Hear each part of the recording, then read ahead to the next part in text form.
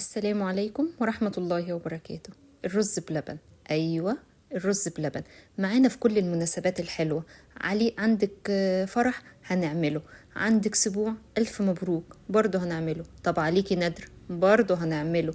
تعالي بقى نعمله مع بعض وأقولك على أهم خطوتين بيتنجحوا الرز بلبن ويطلعوا الوش بتاعه مكرمش وجميل زي ما بنلاقيه في المحلات، والسر التاني بتاع المطة والطعم الكريمي اللي احنا دايما بندور عليه.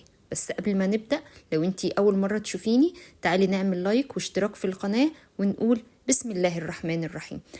هنجيب لتر لبن بلدي، ويفضل ان هو يكون بلدي عشان يكون فيه قشطة ويكون فيه دسم حلو. طيب ولازم نغليه الاول على البوتاجاز. ازاي بقى نغلي اللبن صح؟ ودي معلومة ليكي، ان احنا نسيبه 10 دقايق على النار، مش اول ما يبدأ يطلع اطفي عليه، اسيبه 10 دقايق وابدأ احرك فيه على طول. بعد كده هنركنه على جنب ونجيب كوباية رز مصري مغسول. وما ننقعهوش ليه؟ عشان ما ينزلش النشا بتاعه. هنحطها على النار في حلة مع كوبايتين مية ونسيبهم 10 دقايق لحد ما نلاقي الرز اتشرب الكوبايتين المية. بعدها على طول بروح نازلة باللبن. ليه بننزل دلوقتي؟ عشان يبقى الرزاية نص سوا وتشرب اللبن ويبقى طعمها فيه لبن. بعدها بقى بنزل بالسكر، والسكر هنا حسب ما انتي بتحبيه، قليل كتير زي براحتك.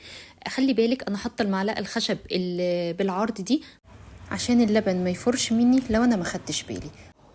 ونيجي بقى على جنب كوبايه لبن بارد، هنحط عليها معلقتين نشا ومعلقتين كريم شانتي، وده اللي بيخلي الرز بلبن كريمي وفيه مطه كده وانتي بتاكليه زي ما بنقول الكتاب بالظبط وزي ما بنلاقيه في المحلات.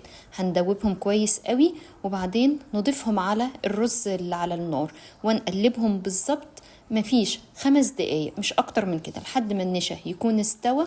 وبكده الرز بيكون جاهز معايا. جاهز نعمل ايه؟ نطفي على النار، وبعدين هنحط معلقتين قشطة، وده بقى اللي بيخليه كريمي وتحفة، طعمه جميل، بيزود القيمة الغذائية، والمعلقة منه تدوب في بقك كده وانتي بتاكليها. وعشان بقى نظبطه ونجمله اكتر واكتر، هنحط بقى دلوقتي نقطتين فانيليا بعد ما البوتاجاز طبعا يكون انطفى.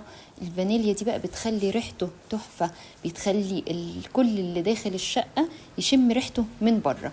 ودلوقتي انت شايفة بدأت الكرمشة تظهر اهي على وشه. هنغرفه بقى في طواجن او في علب بلاستيك، هنغرفه في اطباق اللي عندك اللي يعجبك. الفكرة بقى في الكرمشة اللي احنا بنلاقيها في الرز بلبن من بره، ان احنا مش بناكله طازة، ان هم بيعملوه ويبيتوه في التلاجة. ده لو بات في التلاجة تبدأ الكرمشة تتكون وتظهر على الوش زي ما بنلاقيه في المحلات بالظبط. ودلوقتي بقى هنزينه بجوز هند وزبيب، لان الرز بلبن بيبقى طعمه تحفة معاهم، وشوية مكسرات تاكليه سادة كده، هو كده حلو قوي. لو عجبك الفيديو ما تنسيش بقى تشتركي في القناة وتفعلي الجرس عشان يوصلك كل جديد ان شاء الله. والف هنا على قلبكم.